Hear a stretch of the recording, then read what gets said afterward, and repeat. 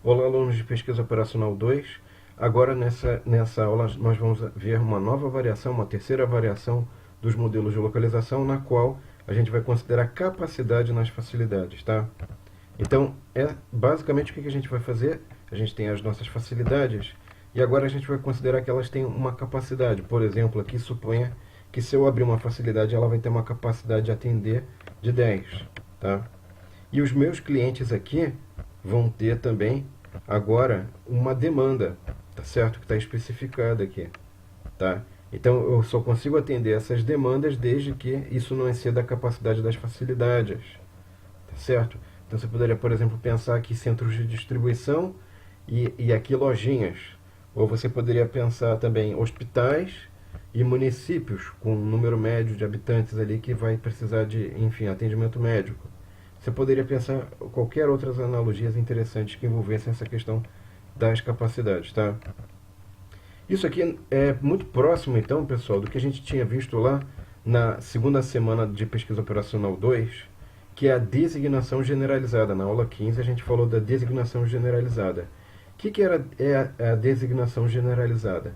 Então, basicamente aqui a gente pode pegar, a gente tem um certo número de operários e tarefas, sendo que os operários têm uma capacidade de atender várias tarefas, desde que isso não exceda a sua capacidade de atendimento, tá? Então, por exemplo, aqui o operário 1 ele podia atender a tarefa 1 e 2, só que ao fazer o atendimento da tarefa 1 e 2, ao ser alocado para aquela tarefa, essa tarefa 1 gastava uma certa quantidade de recursos ao ser feita pelo operário 1, ou gastava uma certa quantidade de recursos se a tarefa 2, sendo que isso aqui era a capacidade de atendimento do operário. Aqui no caso a gente não tem operário, mas a gente vai ter as facilidades, as I-facilidades, que vão ter uma capacidade B de I, e ao alocar, digamos assim, uma certa cliente J com uma certa demanda, demanda, você vai gastar um recurso daquela facilidade por aquele cliente J naquela facilidade I. Se eu aloquei, tá?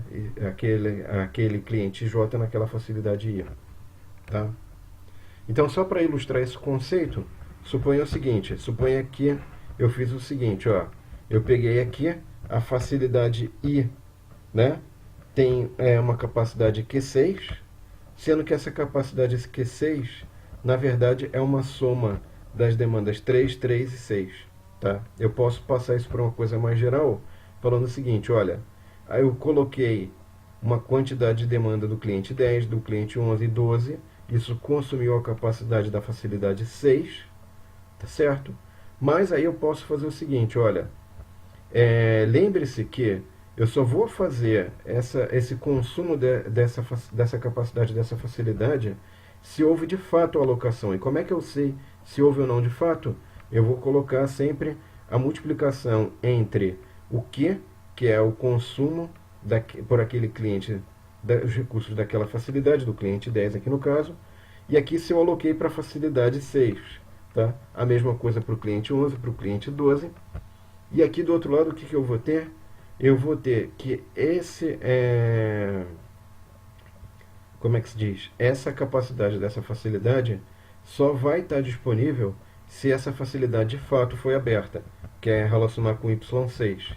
Então veja, essa variável me diz se houve ou não a alocação de um cliente para aquela facilidade, e só pode acontecer isso se aquela capacidade está disponível porque eu abri aquela facilidade.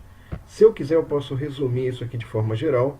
Então veja aqui que eu faço uma soma dos meus clientes, consumindo a minha capacidade do centro da facilidade I, desde que ela tenha sido aberta, e aqui desde que haja alocação, tá? Muito bem, então veja o que vai acontecer agora. Eu vou ter o seguinte, olha, se eu pegar e colocar essa restrição aqui, que né? Eu estou colocando a capacidade das facilidades e o consumo de recursos pelos clientes, tá? Agora suponha que eu ao invés de ter essa restrição aqui, né, eu tivesse já fixado desde o início, olha, são essas 5 facilidades, a facilidade 1, 2, 3, 4 e 5, a 6 está fechada, ponto. Então eu poderia riscar essa restrição, eu ficaria só, essa aqui também poderia ser eliminada, porque não teria essa questão aqui, eu já sei quais são as facilidades que foram abertas, né? E aí eu teria um problema só de designação, se eu já soubesse quais são as facilidades que eu abri dentro dessas P possíveis, né? Que é uma combinação, um problema combinatório, tá? Então, isso aqui em amarelo é a única coisa que vai mudar em relação ao que a gente já tinha visto nos problemas anteriores. E com isso a gente terminou de ver esse modelo em que a gente inseriu capacidade nas facilidades. Na próxima aula eu vou mostrar como é que a gente pode colocar isso no GUSEC. Tá? Obrigado e até mais. Tchau.